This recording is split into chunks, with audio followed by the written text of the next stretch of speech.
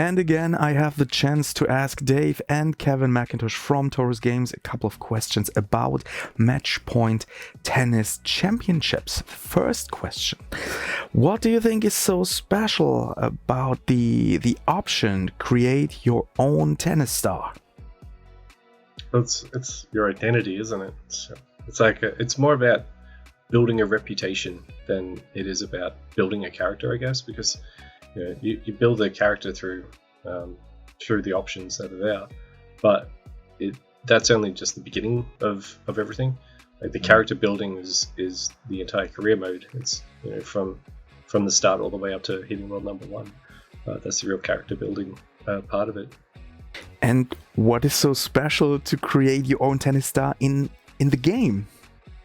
Yeah, actually, I know the stats is one part of it, and I love seeing my stats grow as well. So going through and doing training and putting on different equipment and stuff and watching my stats increase. But that's just one part of it. I'm sort of not driven by that. I'm driven more about sort of winning all the competitions and watching myself go up the rank. And how extensive is the build crafting for stats, and how involved can players be? It's down to the player's play style and how they choose to grow their character. So your stats will develop dependent on the coach that you choose to train with. You unlock more coaches the higher up in rank that you go, and the more events that you complete. So you'll want to choose a coach that is providing bonuses to the stats that you want to grow first and foremost. So if you rely on a big heavy serve, then you want to choose a serving coach, and if you rely on a big forehand, then you choose a power coach. So this is kind of something there for everyone, depending on how you want to play. Plus, you might get to a certain point in your career and choose to focus on some of your weaker stats to try and boost those up. And then the gear that you're unlocking is the rackets and the shoes that you're unlocking from winning competitions.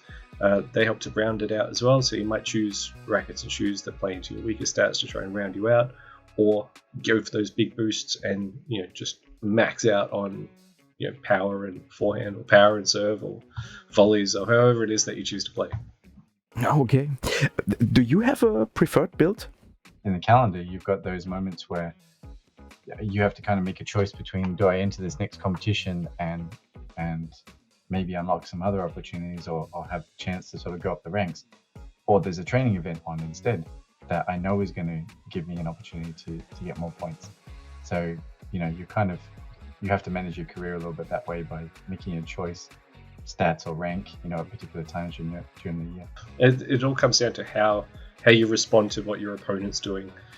So you can have a preferred playstyle, but it's not always going to work, because there are some of the AI playstyles that you play against that are built to defeat you if you stick to one style. So you kind of need to watch what they're doing and respond to what they're doing.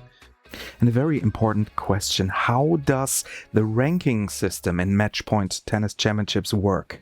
So the ranking system works very, very much the same as the ranking system in real life. When you acquire points from finishing a tournament, and you get to hold on to those points for an entire year. But the next year, if you don't go back to that same tournament, or maybe you finish lower, then you'll lose those points. So it's the same system as that. As you go up in ranks, obviously the climb becomes more difficult because most of the total ranking points are stacked towards the top. So it'll be a slower and slower grind. It'll be a much slower grind to go from rank 10 to 1 than it is to go from rank 200 to 100, for example. What I'm interested in, what would be your dream opponent? The first name popped in my head was Stefan Edberg, but that's because he was my tennis idol growing up. I used to watch him play like that all the time, and serve and volley, so that's where the mentality comes from as well. So yeah, and he always just seemed like Mr. Cool out on the court. Bruce Willis. Like Die Hard Bruce Willis. Yeah. Okay. And can you tell us something about the multiplayer mode? So we have 3 different multiplayer modes. One is the ranked multiplayer. So in this mode, you are winning and losing ELO points when you play matches against random players online. You'll be matched against players that are around your level of elo skill, and it's to kind of make sure that there's always a challenge that is within your skill range for you to go up against. We're trying to put you up against the highest challenge that you can take, and that is good for you. Then in casual ranked mode, it ignores your elo ranking and just finds you a match. This is consequence free. Go have a fun match of tennis against a random player. And then the third and final is invite a friend mode, where you can, as the name says, invite a friend to have a game of tennis. And when you play multiplayer, you can take any one of those licensed players into the game, or you can take your career player as well. So even if you've just started a career or you're halfway through your career, you can take that original character and go and take them online against everyone else. Are you happy with the performance of the Photon Quantum online engine? I do find it,